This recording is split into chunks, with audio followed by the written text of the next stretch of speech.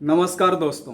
Research के initial stage में बहुत सारे रिसर्चर अपना टाइम रिसर्च पेपर पढ़ने में एक्सपेंड कर देते हैं और बाद में उनको ये बात समझ में आता है कि जो पेपर हम कंप्लीट 2 दिन लगाए पढ़ने में वो हम 10 से 15 मिनट में पढ़ सकते थे।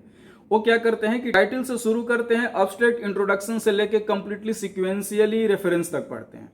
ऐसे आपको पढ़ने की जरूरत नहीं है।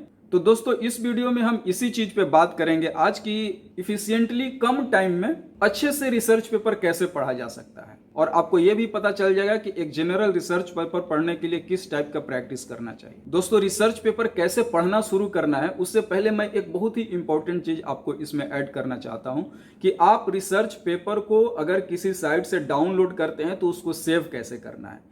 क्योंकि होता क्या है कि इनिशियल स्टेज में जो भी रिसर्चर होता है उनके पर्सनल कंप्यूटर में या जो भी उनका लैपटॉप है उसमें एक सीक्वेंस नहीं होता है कि वो डाउनलोड करें और डाउनलोड करने के बाद उसको एक फोल्डर में अच्छी तरह से सेव करके रखें। वो क्या करते हैं कि रैंडमली डाउनलोड करते रहते हैं और पढ़ते रहते हैं, फिर 10 दिन और 1 महीने के बाद वही पेपर को अपने पीसी में ढूंढने लगते हैं तो वो उनको नहीं मिलता है और उनको पता नहीं होता है कि हम किस ड्राइव और किस फोल्डर में उस पेपर को सेव किए हैं। सबसे पहले 1 मिनट लेके मैं ये बताना चाहता हूं कि आप पेपर को सेव कैसे करें। अगर कोई भी पेपर आपने डाउनलोड किया है तो वो डाउनलोड करने के बाद ये देखिए कि वो पेपर किस ईयर में पब्लिश हुआ है। इसके बाद देखिए कि उस पेपर का फर्स्ट ऑथर कौन है। इसके बाद देखिए कि उस पेपर का टाइटल क्या है। जब भी सेव करें आप किसी भी जर्नल पेपर को अपने फोल्डर में, तो सबसे पहले उसका नाम ईयर से दें। जैसे ये आप एग्जांपल देखिए स्क्रीन पे जैसे डिस्प्ले हो रहा है। पहले ईयर है, सपोज एग्जांपल 2020 में अगर कोई पेपर पब्लिश हुआ है तो 2020 अंडरस्कोर दीजिए। फिर दूसरा, उस पेपर के फर्स्ट ऑथर का सरनेम दीजिए, जैसे कोई सिन्हा एटॉल है तो सिन्हा, फिर अंडरस्कोर और उस पेपर का फिर टाइटल दीजिए। और आप एक फोल्डर बना लीजिए अपने पीसी में रिसर्च पेपर करके। उसी रिसर्च पेपर में ये सारे जो भी आपने पेपर डाउनलोड किया और ऐसे ही सबका नोमेनक्लेचर करके सारे रिसर्च पेपर को उसी फोल्डर में डालते रहिए।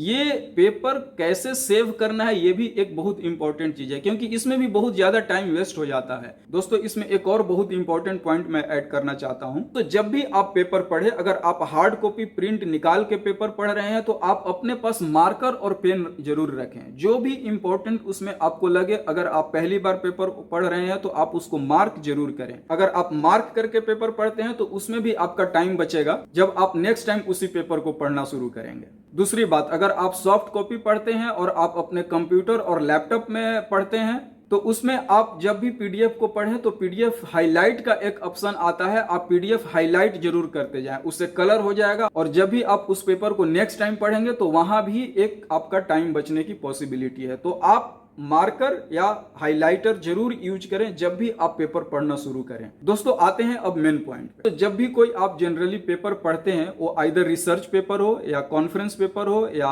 रिव्यू पेपर हो या फिर बुक चैप्टर हो, पहले टाइटल रहेगा, इसके बाद अब्स्ट्रैक्ट रहता है और अब तो नए कुछ जर्नल है वो अब्स्ट्रैक्ट के साथ हाईलाइट्स भी देते हैं, जैसे ये एग्जाम्पल आप देखिए। तो इसमें क्या है कि हाईलाइट से भी आपको बहुत सारी चीजें पता चल जाती है। जब भी आप पेपर पढ़ना शुरू करें तो सबसे पहले आप उसका टाइटल को बहुत प्रिसाइजली पढ़ें। सेकंड चीज, जब आपको टाइटल अच्छे से समझ में आ गया और आपको लगता है कि ये पेपर हमारे रिसर्च डोमेन से रिलेटेड है, जिसपे हम काम करने जा रहे हैं या जो हमने काम किया है उससे रिलेटेड है, तब जाके आप उसका कीवर्ड देखिए। तो कीवर्ड से आपको पूरे इंटायर पेपर में जो मेन वर्ड होते हैं इससे पता चल जाता है। जैसे मेथोडोलॉजी में कोई पर्टिकुलर मेथड यूज किया है तो उस मेथड को कीवर्ड में वो डाल देते हैं, तो आपको कीवर्ड से ही पता चल जाएगा कि शायद इस पेपर में इस मेथोडोलॉजी को यूज किया गया। आप इसके बाद हाईलाइट को पढ़ें। उस हाईलाइट में आपको एक्चुअल प्रॉब्लम क्या है वो पता चल जाएगा, वो मेथड कौन सा यूज किया है वो पता चल जाएगा। आपको ये भी पता चल जाएगा कि उसका कंक्लूजन क्या है उस पेपर का।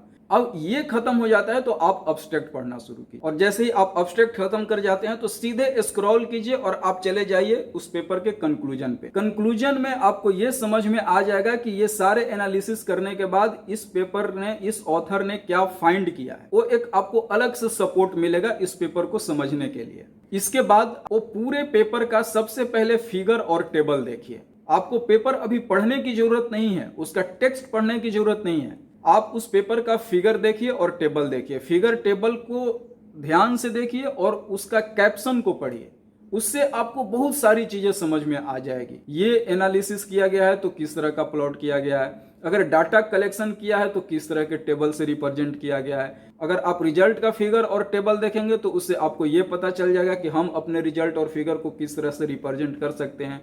तो ये आपको पता चल जाएगा कि एक हम अपने रिसर्च में किस तरह से अपने रिजल्ट को विजुअलाइज वे में प्रेजेंट कर सकते हैं, जिससे रीडर को इजीली समझ में आ जाएगा जो भी मैंने अपने रिसर्च में काम किया है। तो ये सारा फर्स्ट लुक करने के बाद कौन कौन सी चीजें आपको समझ में आ जाएगी मैं वो बताता हूँ। तो पहले तो आपको ये समझ में आ जाएगा ये करने के बाद कि ये पेपर किस टाइप का है। दूसरा, आपको ये समझ में आ जाएगा कि ये पेपर कौन सा थ्योरेटिकल बेसिस यूज किया है अपने प्रॉब्लम को सॉल्व करने के लिए। और तीसरा जो इंपॉर्टेंट चीज आपको समझ में आ जाएगी कि क्या ये पेपर आपके रिसर्च इंटरेस्ट से मिलता जुलता है। यहां तक पढ़ने के बाद आपको लग जाएगा कि वो पेपर मुझे पढ़ना चाहिए कि नहीं। अगर मेरे रिलेवेंट है तो पढ़ना चाहिए, रिलेवेंट नहीं है तो आप दूसरा पेपर को देखिए। अब मैं संक्षेप में बताता हूं कि फर्स्ट स्टेज में क्या क्या करना था। पहले आपको टाइटल पढ़ना था, इसके बाद उसका कीवर्ड पढ़ना था, हाईलाइट पढ़ना था, अब्स्ट्रैक्ट पढ़ना था, और फिर फिगर और टेबल के अच्छे से देखना था और उसके कैप्शन को समझने की कोशिश करना। ये फर्स्ट स्टेज हो गया और ये पूरा करने में मुश्किल से आपको 3 से 5 मिनट लगने वाला है, इससे ज्यादा नहीं लगेगा।